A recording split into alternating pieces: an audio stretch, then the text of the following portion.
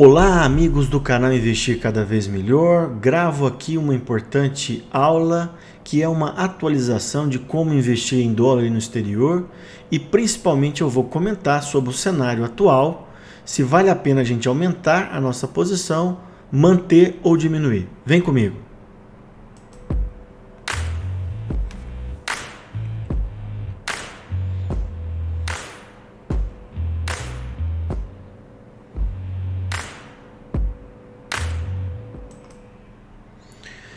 Então vamos lá, aquele nosso disclaimer de sempre, né? Que esse vídeo tem apenas um caráter educacional e não é uma recomendação de investimento. Conteúdo do nosso vídeo hoje: relação dólar-real, por que investir em dólar, quais as formas de investimento, qual a porcentagem do dólar ou dos ativos dolarizados na sua carteira, e no final eu vou comentar sobre a situação atual do dólar e também em relação aos Estados Unidos e Brasil.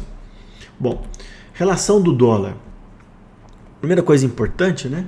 Que desde 99 o dólar no Brasil ele é flutuante e livre. Tá?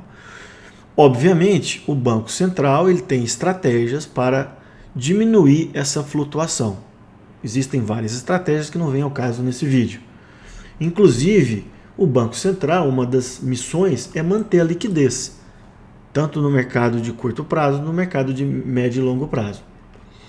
O Brasil tem em reserva internacional 370 bilhões, quase tudo isso está aplicado em títulos do Tesouro Americano. Então isso garante uma menor possibilidade de ataque externo à nossa moeda, ok? Coisa que no passado a gente não tinha reserva, né? Antes de 2002, e isso era muito ruim para o Brasil. Bom, outra coisa importante, que é o balanço de pagamentos, que é um pouquinho mais complicado, mas o resumo é o seguinte: é tudo que entra e sai do Brasil em relação a nós brasileiros e os não residentes. Então, balança comercial, gasto de brasileiro no exterior, envio de dinheiro das multinacionais daqui para fora, o investimento do estrangeiro no Brasil, tudo isso. Tá? Quanto mais dólares entra no Brasil, a gente tem um fortalecimento do real. Quanto mais dólar sai do Brasil, a gente prejudica o real e aumenta o dólar. Tá? A gente tem o dólar comercial, que é o dólar à vista, né? Que é o que a gente vê no dia a dia, nas televisões, nos jornais. O turismo, em geral, ele tem um ágio em relação ao comercial, é o dólar que a gente vai usar para viajar. Esse PETAX é o dólar oficial do Banco Central, ele é usado nas transações comerciais. E você também tem o dólar futuro e o dólar paralelo, especialmente o futuro, nós vamos comentar mais para frente. E tem o dólar index. O que é o dólar index? O dólar index ele é negociado no exterior e é a relação do dólar americano contra 6 das principais moedas no mundo. Tá? E o que a gente viu nesse ano foi que a cotação do dólar index é a maior cotação dos últimos 20 anos. Hoje, eu acabei de olhar, ele está negociado a 108,47. Para quem entende um pouquinho de análise técnica, a próxima resistência está só em 120. Então a gente tem espaço para subir. E por que o dólar index está subindo? Porque os juros nos Estados Unidos estão subindo. Toda vez que a gente tem crise ou aumento de juros nos Estados Unidos, o fluxo de dinheiro para lá aumenta o valor da cotação da moeda americana. Pelo menos nesse momento atual. Bom, aí alguém pode falar: Marcelo, mas eu não viajo para o exterior, eu não quero ter dólar, por que o dólar pode me afetar? Simples. Por exemplo, o barril do petróleo ele é cotado em dólar. Ele bateu 140 dólares após o conflito Ucrânia-Rússia. Agora está em torno de 100. O dólar no Brasil está caro. O que aconteceu? Preços de combustíveis lá na altura, seja diesel, seja gasolina. Né? E o que aconteceu? Isso faz uma pressão inflacionária danada e afeta a gente. Né? Por outro lado, o trigo também teve aumento, pelo mesmo motivo, conflito na Ucrânia. O Brasil não é autossuficiente. O que aconteceu? O preço do pão aumenta, farinha de trigo, massas em geral. Então, assim, se a gente pensar, a gente poderia citar outros exemplos, a gente vai perceber que o dólar, ele, queira ou não, ele está no nosso dia a dia, tá? Por que investir na moeda americana? Infelizmente, a nossa moeda, que é o real, ela não é uma reserva de valor do ponto de vista do mundo, tá? Então, a gente tem que ter parte do nosso patrimônio em moeda forte. Essa é a primeira razão. Segundo, que a gente tem que diversificar. A gente não pode ficar totalmente exposto apenas ao real. Como nós falamos, é uma moeda que não é forte e pode ter muita oscilação. Então, no longo prazo, a gente tem que ter no nosso portfólio ativos dolarizados. A gente aplicando uma parte do nosso patrimônio no dólar, a gente reduz o risco Brasil. Querendo ou não, o Brasil está sempre sofrendo das nossas mazelas políticas, das nossas mazelas fiscais. Tá? Para aqueles que têm despesas diretamente em dólar, é mais um motivo para você ter dólar em carteira. Para aqueles que têm costume, ou a trabalho, ou para passear no exterior, mais um motivo. E aqui eu vou comentar uma coisa recente que aconteceu comigo. Né? Eu fui pagar um hotel no exterior. Se eu pagasse com o meu cartão brasileiro, eu ia pagar 6,38% de IOF. Eu optei por pagar com o meu cartão nos Estados Unidos, porque lá a gente não paga esse IOF. Então, assim, é uma maneira da gente diversificar no nosso portfólio e acabam que a gente tem várias vantagens. Bom, formas de investimentos. Bom, aqui eu vou colocar duas que não servem no intuito de investimento, que é você comprar papel moeda, guardar em casa, ou os cartões pré-pagos. Por quê? Toda vez que você vai comprar papel moeda ou cartão pré-pago, você vai ter ágio e deságio ao nosso favor na compra e na venda. Tá? A gente perde, como eu falo, perde na ida e na volta. E lembrar que os cartões pré-pagos, antigamente o IOF era menor, agora é 6,38. Então, assim, isso aqui até serve para aqueles que querem viajar, alguma coisa assim, mas como investimento não é indicado. Bom, aqui eu listei as 5 principais formas de investimento. Fundo cambial, que talvez seja mais fácil. Dólar futuro na B3, eu uso muito isso. Empresas brasileiras com receita em dólar, né? Isso é importante, porque às vezes a empresa brasileira ela tem receita em dólar e gastos em reais. Então a alta do dólar favorece esse tipo de empresa. Investimentos no exterior, tendo conta nos Estados Unidos, essa é a minha preferência. E também os BDRs negociados na B3. Tá? Isso aqui são ativos derivados das próprias ações americanas que são negociadas na B3, que a gente vai comentar mais para frente. Bom, então o fundo cambial é o mais fácil. Ele está disponível em qualquer banco. A liquidez é D+1, ou seja, se você precisar do dinheiro, você resgata hoje e no outro dia está na sua conta. Obviamente você vai pagar uma taxa de administração. E sem dúvida, é a forma mais indicada para aquelas pessoas que estão começando, que é muito fácil. É como se você tivesse um fundo DI, só que lá no fundo DI a referência é a taxa DI, aqui vai ser a variação cambial. Ontem eu olhei na XP os fundos disponíveis. Aqui listaram 4 fundos cambiais. Eu já tive várias vezes nesse fundo Votorantim. Tá? Ele tem uma taxa de administração até relativamente alta. E olha aqui, no ano ele está negativo, e em 12 meses negativo. Porque o dólar cedeu nesse ano de 2022. Isso pode acontecer. Você pode investir em dólar e o dólar cair. Isso é um risco que a gente sempre vai tomar. Ah, Marcelo, por que esse terceiro aqui, ó, ele está positivo nos últimos 12 meses? Por simples. Esse fundo ele aposta no short, na venda do dólar. É o contrário. Esse fundo aqui, ele apostou na queda do dólar. Tá? Que não é o nosso caso. O nosso caso aqui, a gente está querendo comprar ativos dolarizados ou o próprio dólar no intuito de ou proteger nossa carteira ou compor a nossa carteira. Bom, dólar futuro, ele é um derivativo, ele deriva do dólar, obviamente. Por que eu uso o mini dólar? Porque ele é um contrato menor, ele é um contrato de 10 mil dólares. Existe o dólar futuro cheio, que é 50 mil dólares, que aí é mais para os investidores maiores. Tá? Infelizmente, para você operar o dólar futuro, você tem que ter maior conhecimento do mercado. Aqui, tanto nessa aula no meu canal como no meu livro, eu foco muito no Ibovespa Futuro, mas todas as informações do Ibovespa Futuro servem para o dólar, que lá também eu comento um pouco sobre o dólar futuro. Tá? E o grande problema é que para você operar o dólar futuro, seja se você ganhou ou perdeu naquele dia, sempre tem um ajuste diário. Eu uso muito o dólar futuro para o curto prazo. Quando eu quero o longo prazo, a minha preferência é investir diretamente no exterior. Bom, então o mini dólar, ele vence todo mês. Aqui são as letras, né? Porque a gente vai comprar isso no nosso home broker, tá? O mini dólar tem essas 3 letras fixas, o WDO, letra do mês aqui listada, o ano. Então, por exemplo, eu já comprei agora para o mês de outubro o dólar, aqui tinha um exemplo, né, de fevereiro, eu comprei agora o WDOV22, que vai vencer no comecinho de outubro.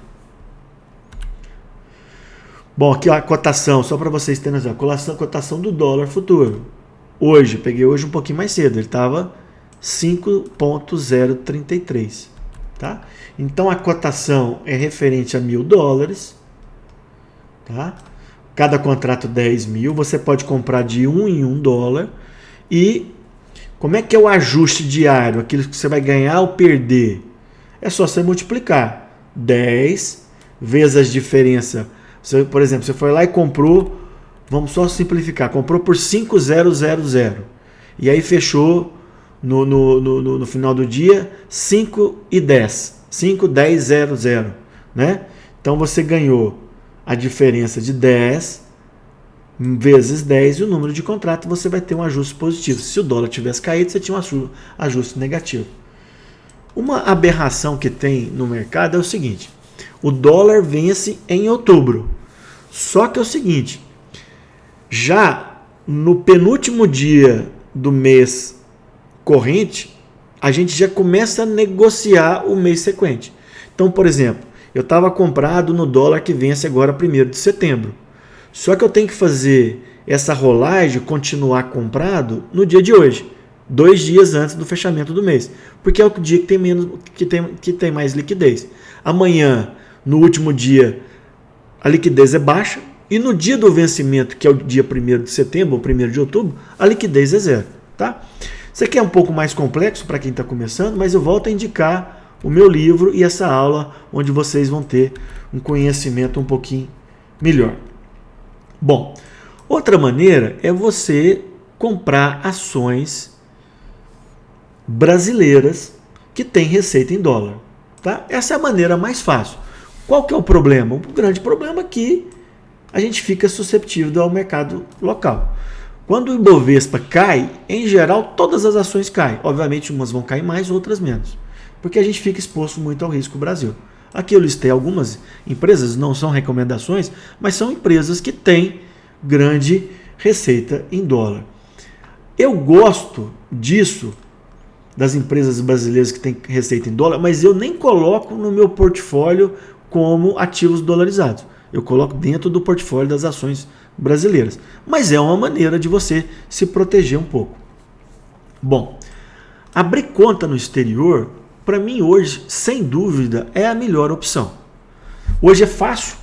A gente tem várias corretoras, inclusive eu vou comentar a corretora da minha preferência. É uma coisa que é totalmente legal e regulamentada pelo BC. As pessoas tinham aquele estigma, não, você ter conta no exterior é errado, não sei o que, não. É totalmente legal. Fácil o cadastro. E aí a gente passa a ter o maior mercado financeiro do mundo, que é os Estados Unidos. Tá? E a gente acaba recebendo dividendos em dólares. Então, para mim, a melhor maneira, sem dúvida, é essa. Eu já tenho conta na Evano, já tem 3, 4 anos, né? E estou extremamente satisfeito. É uma corretora extremamente idônea, correta. Ela tem uma taxa de corretagem um pouco maior. Mas eu não tenho a intenção nos Estados Unidos de fazer muito operações de curto prazo. Então essa taxa de corretagem ela fica muito tranquila, tá? Obviamente existem outras corretoras. Possivelmente em breve eu vou fazer um vídeo só sobre a Avenue, falando de como abrir a conta, como é comprar os ativos nos Estados Unidos, que relação ao imposto de renda. Eu acho que vale a pena.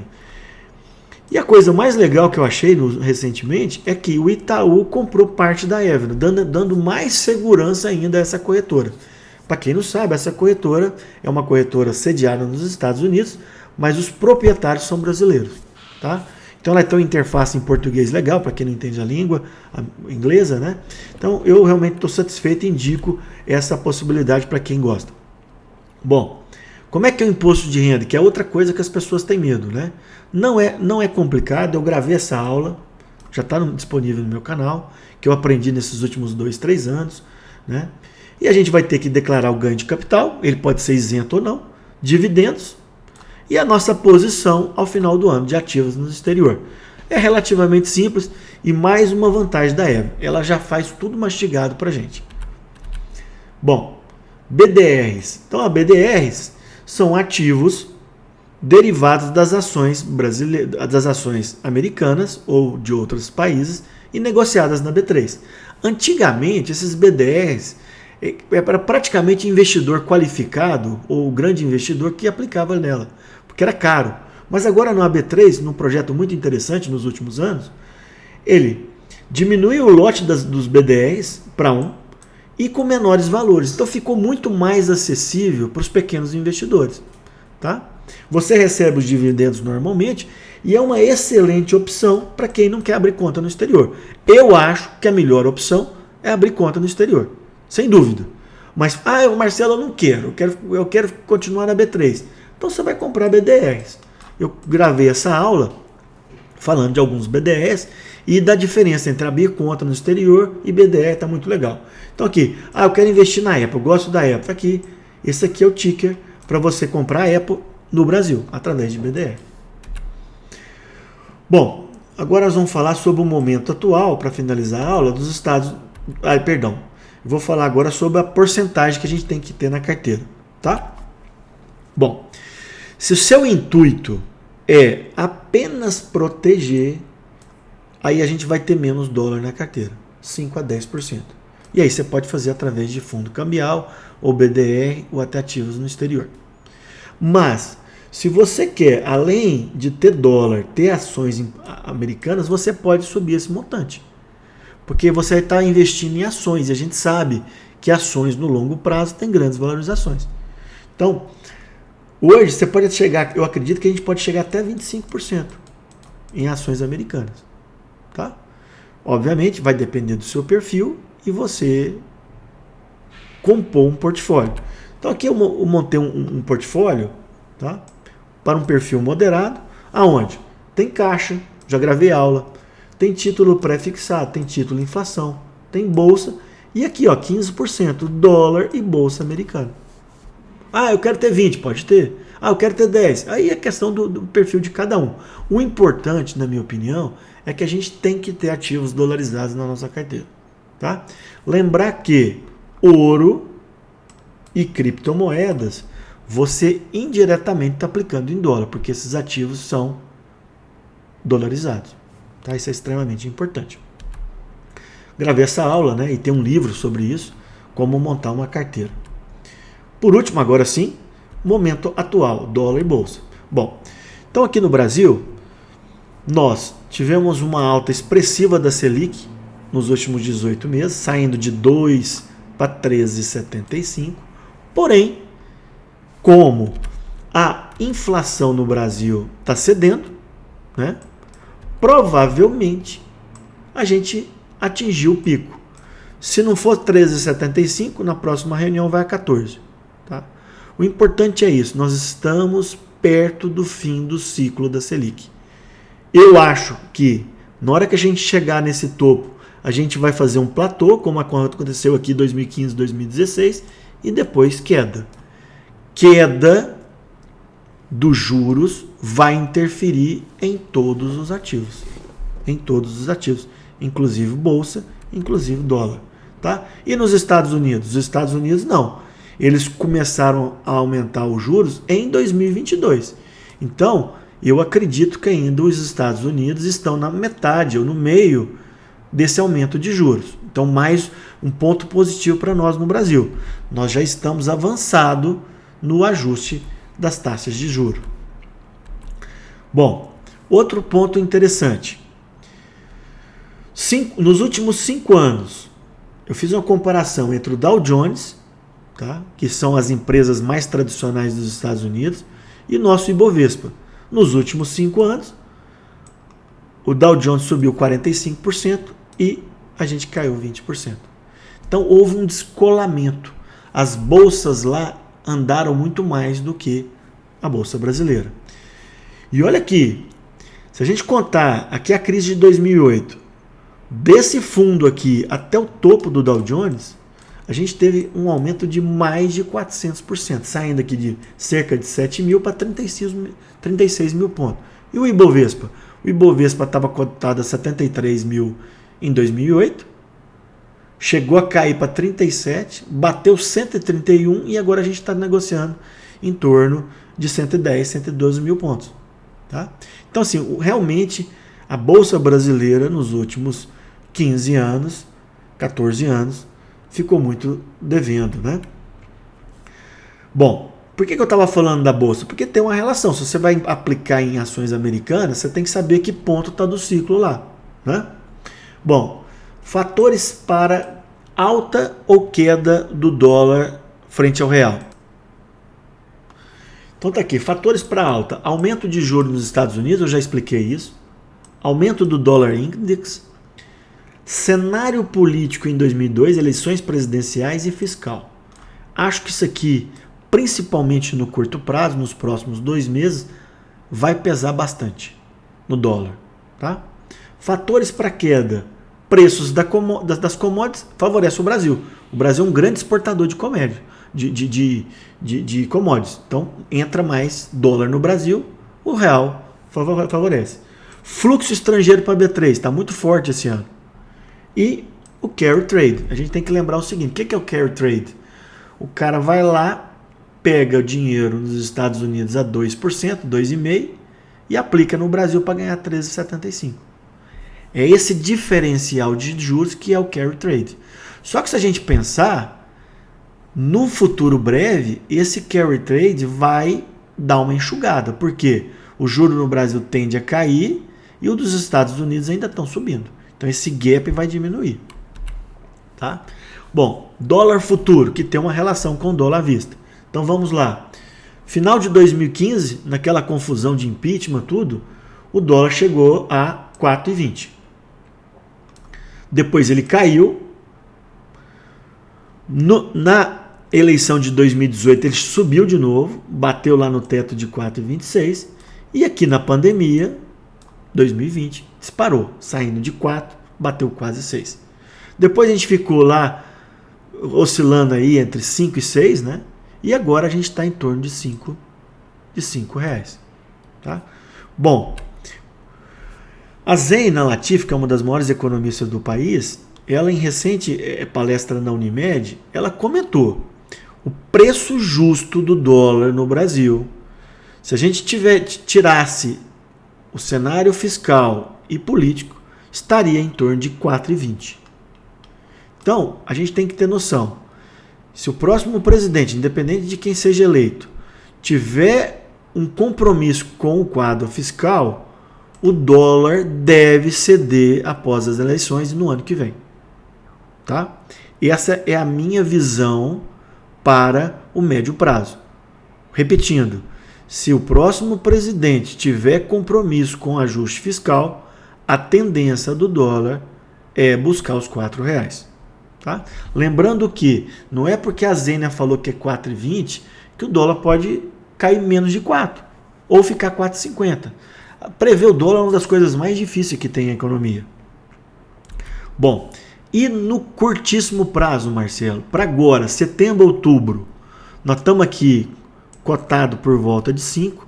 Na minha opinião, em virtude das eleições, eu acho que a tendência do dólar é buscar os 5,50 e, dependendo do estresse político, até mais, até buscar aquele topo por volta de 5,80, R$6.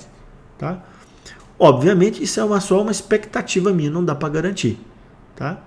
E, vamos supor, se as eleições caminharem favoravelmente ao que eu falei, o dólar já pode começar a ceder em breve. Eu não acredito. Na minha opinião, a gente tem um crescimento do dólar. Então, assim, nesses R$5, eu acredito que é hora... Ah, Marcelo, não tem nada de dólar. Eu acho que é hora de aplicar um pouco na moeda americana ou em ativos dolarizados. Ah, vou aplicar tudo de uma vez? Não. Vai aplicando aos poucos, né? Porque a gente nunca sabe. Porque às vezes você vai acertar um fundo ou um topo, não dá para saber. Bom, resumo de tudo que eu falei. Atualmente, eu vejo um cenário mais favorável ao Brasil. Então, vamos supor, se eu tinha 25% do meu portfólio total em ações americanas, talvez valha a pena eu diminuir para 20%, 15% e voltar um pouco mais para o Brasil. Tá?